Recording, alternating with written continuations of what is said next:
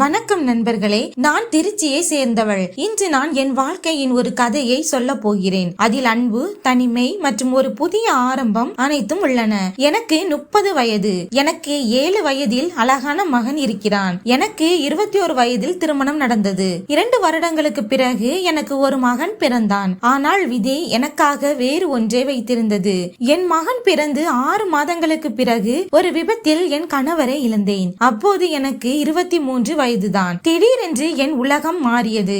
என் கணவர் ஒரு அரசு ஊழியர். அதனால் அவர் வேலை எனக்கு கிடைத்தது. இது எனக்கு ஒரு பெரிய ஆதரவாக இருந்தது. நான் என் மாமியார் மற்றும் மகனுடன் நகரத்தில் வசிக்கிறேன். குடும்பத்தில் மற்றவர்கள் கிராமத்தில் வசிக்கிறார்கள். நான் விதவையான போது அனைத்து உறவினர்களும் என்னை மீண்டும் திருமணம் செய்து கொள்ளுமாறு அறிவுறுத்தினர். ஆனால் நான் என் மகனின் எதிர்காலத்தை பற்றி யோசித்து மீண்டும் திருமணம் செய்து கொள்ள மறுத்துவிட்டேன். நான் என் மகனுக்காக மட்டுமே வாழ்வேன் என்று முடிவு செய்தேன். ஆரம்பத்தில் என் கணவர் இல்லாமல் வாழ்க்கை கடினமாக இருந்தது. ஆனால் நான் எப்படியோ என்னை நானே சமாளித்துக் கொண்டேன். மெதுவாக நேரம் கடந்துவிட்டது. என் வாழ்க்கையில் ஒரு வெறுமையை உணர ஆரம்பித்தேன். சில நேரங்களில் தனிமை என்னை மிகவும் தொந்தர செய்தது. நான் வீட்டில் தனியாக இருந்த போது சில சமயங்களில் பொழுதுபோக்குக்காக தொலைபேசியில் கதைகளை கேட்பேன்.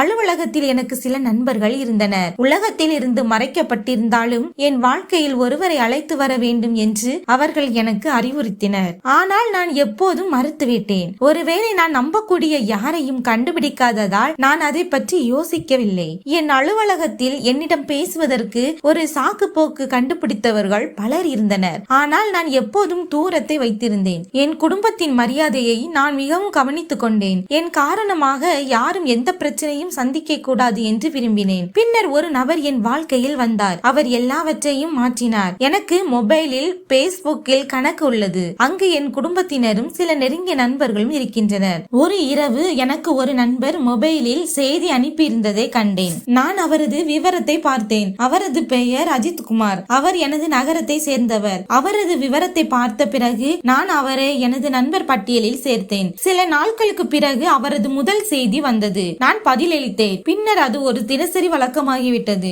நாங்கள் ஒருவருக்கொருவர் போட்டோ அனுப்ப தொடங்கினோம். கொஞ்சம் கொஞ்சமாக அரட்டை அடைக்க தொடங்கினோம். படிப்படியாக எங்கள் பேச்சுக்கள் அதிகமாகிக் கொண்டே போக ஆரம்பித்தன. குறிப்பாக நான் விடுப்பில் இருந்த போது இரவு வெகு நேரம் வரை நாங்கள் அரட்டை அடித்துக் கொண்டிருந்தோம். அதுவரை நாங்கள் புகைப்படங்களில் மட்டுமே ஒருவரை ஒருவர் பார்த்திருந்தோம். ஒரு நாள் அரட்டை அடித்துக் கொண்டிருந்த போது அஜித் குமார் என்னை சந்திக்க விரும்புவதாக தெரிவித்தார். நிறைய யோசித்த பிறகு நான் சரி என்றேன். அடுத்த ஞாயிற்றுக்கிழமை அது எங்கள் விடுமுறை நாளானதால் நாங்கள் ஒரு உணவகத்தில் சந்திக்க திட்டமிட்டிருந்தோம். நான் மதியம் 12 மணிக்கு ஆட்டோவில் உணவகத்தை அடைந்தேன். அவர் ஏற்கனவே அங்குள்ள கேபின் எண் 21 அஜித் குமார் எனக்காக காத்திருந்தார். முதல் முறையாக நாங்கள் ஒருவரை ஒருவர் நேருக்கு நேர் பார்த்தோம். ஹாய் ஹலோவுக்கு பிறகு நான் அவர் முன் அமர்ந்தேன். அஜித் குமார் உயரமாகவும் மிகவும் ஃபிட்டாகவும் இருந்தார். நாங்கள் பேச ஆரம்பித்தோம். அவருக்கு 46 வயது. அவரும் என்னை போலவே தனியாக இருந்தார். அவரது மனைவியும் இறந்துவிட்டார். அவருக்கு 3 குழந்தைகள் இருந்தனர். குழந்தைகளுக்காக அவரும் மறுமணம் செய்து கொள்ளவில்லை. நாங்கள் சுமார் 2 மணி நேரம் பேசிக்கொண்டே இருந்தோம். நாங்கள் ஒன்றாக இரவு உணவு சாப்பிட்டோம். பின்னர் அவர் தனது காரில் என் வீட்டில் என்னை இறக்கிவிட்டார். அதன் பிறகு எங்கள் நட்பு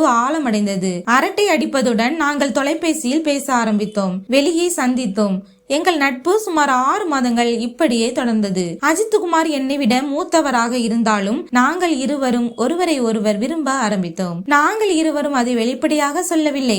ஆனால் அது ஒரு உணர்வு. பின்னர் ஒரு நாள் இரவு நாங்கள் தொலைபேசியில் பேசிக் கொண்டிருந்த போது அஜித் குமார் தனது காதலை வெளிப்படுத்தினார். நானும் அவரிடம் சரி என்று சொன்னேன். அன்று முதல் ஒரு விசித்திரமான மகிழ்ச்சியும் உற்சாகமும் என்னை நிரப்பியது. நாங்கள் வெளியில் சந்திக்கும் போதெல்லாம் அவர் என்னை தனது கைகளில் காத்துக் கொள்வார் என்று நான் விரும்பினேன். ஆனால் அஜித் குமார் எப்போதும் என் மரியாதையை கவனித்துக் கொண்டார். எங்கள் உறவு யாருக்கும் தெரியவிடவில்லை. கோடை காலம் நெருங்கியது. என் மகனுக்கு விடுமுறையும் இருந்தது. என் மாமியார் தனது மகனுடன் சில நாட்கள் கிராமத்திற்கு செல்ல விரும்புவதாக கூறினார். நான் சரி என்று சொன்னேன். அவர்கள் இருவரும் கிராமத்திற்கு சென்றனர். இப்போது நான் வீட்டில் தனியாக இருந்தேன். நான் காலையில் அலுவலகத்திற்கு செல்வேன். மாலையில் அஜித் குமாருடன் தொலைபேசியில் பேசுவேன், அரட்டை அடிப்பேன். ஒரு நாள் அஜித் குமார் என்னை சந்திக்க விரும்புவதாக தெரிவித்தார். வீட்டில் யாரும் இல்லை என்று சொன்னேன். நீங்கள் என்னை வீட்டில் சந்திக்கலாம், நான் சமைத்த உணவை உனக்கு ஊட்டி விடுகிறேன் என்றேன். அவரும் சரி என்றார். 2 நாட்களுக்கு பிறகு திட்டங்கள் தீட்டப்பட்டன.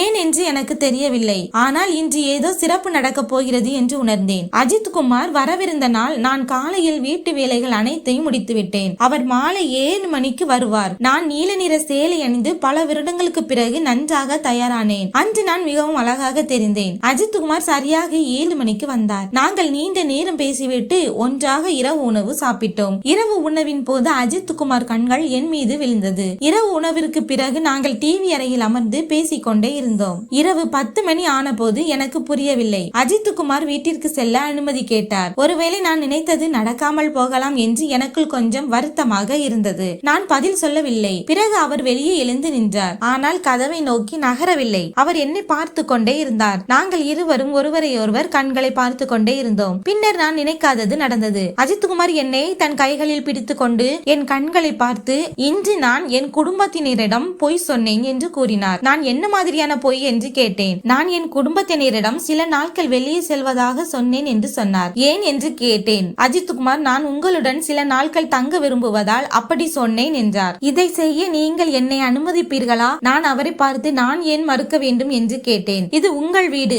நீங்கள் விரும்பும் வரை நீங்கள் தங்கலாம். அஜித் குமார் சிரித்துக் கொண்டே, வீடு என்னுடையது சரி, ஆனால் வீட்டில் வசிப்பவரும் என்னுடையவரா என்று கேட்டார். நான் சிரித்துக் கொண்டே அவரிடமிருந்து நகர முயற்சித்தேன். ஆனால் அவர் என் கையை பிடித்து, இதுதான் எனக்கும் வேண்டும் என்பதை அவர் புரிந்து கொண்டார். 7 வருடங்களுக்கு பிறகு இன்று நான் ஒருவரின் கைகளில் இருந்தேன். எனது மனம் முழுவதும் மகிழ்ச்சியாலும் நிம்மதியிலும் நிறைந்திருந்தது. நான் கண்களை மூடிக்கொண்டு அவரது கைகளில் தொலைந்து போனேன். கதை முடிந்தது.